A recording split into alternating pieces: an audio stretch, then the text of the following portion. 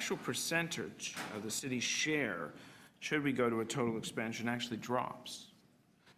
Now, they've got 2.6 on the current, and the total expansion would go to drop to 2.3%, and that would be city share.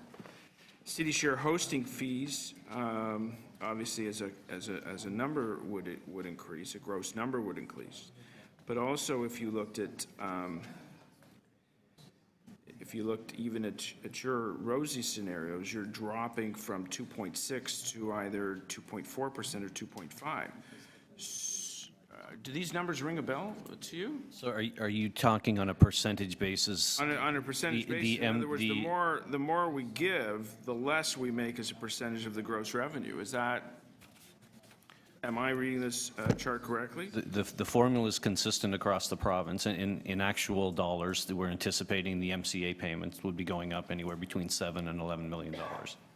Right, but as a percentage, we're actually dropping. We're actually working our way down the corporate ladder. I would have to double check on the percentage numbers, but as I said, the MCA formula is consistent from one end of the province to the other. Right. Do you think Toronto is the same as Windsor, or not? With all due respect to these other centers, do you think Toronto is on a par with Windsor and Ottawa and Niagara Falls? We're all the same.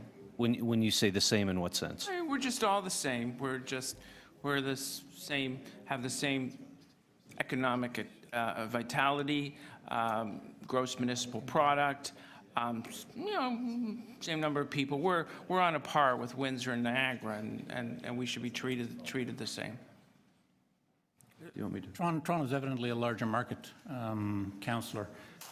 Whether or not you should all be treated the same or differently, what I can tell you is that if we were to create a separate category of treatment for Toronto, we would instantly hear calls from the other centres for similar treatment. Well, that became a key part of the downtown casino debate, where negotiations had tentatively set on a hosting fee of around $100 million, as sort of a basement figure. And then when Windsor, Niagara, and Ottawa objected, all of a sudden it went down to $50 million, and that was the end of Toronto's downtown casino. It didn't make any sense to equate the costs of setting up that kind of infrastructure in Toronto with Windsor, with all due respect.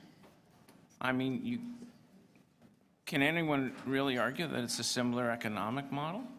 No, I would not argue that there's a scope or size comparability between Toronto and some of the smaller markets around the province.